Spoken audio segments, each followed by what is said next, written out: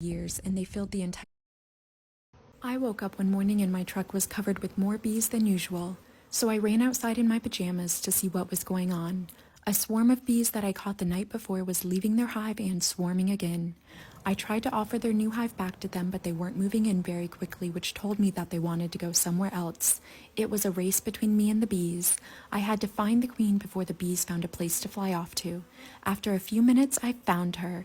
I put her in a clip to keep her safe, but before I could put her in the new hive, I had bees swarming to her in my hand. As soon as I put the queen in the hive, the bees began to go right in. I still had some bees on my hand who weren't leaving because they could still smell their queen on me. So I shook them off so they could find her. Within minutes, the entire colony was rushing to get back into their new hive. You can see how fast they were moving and how the queen was covered in bees. I waited for all the bees to get into their hive, and it was another great day of saving the bees in my pajamas. I woke up.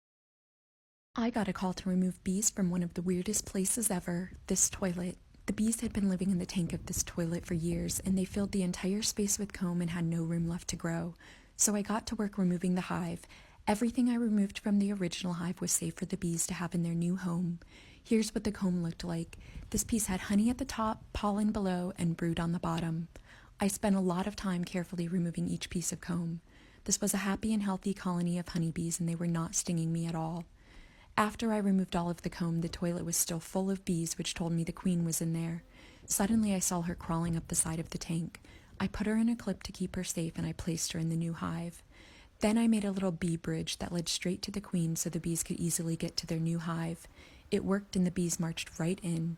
After the bees started to recognize the bee box as their new home, I closed up the hive, I waited for the colony to move into the box, then we drove home, and it was another great day of saving the bees. I got a call to remove bees from one of the weirdest places ever, this toilet. The bees had been living in the tank of this toilet.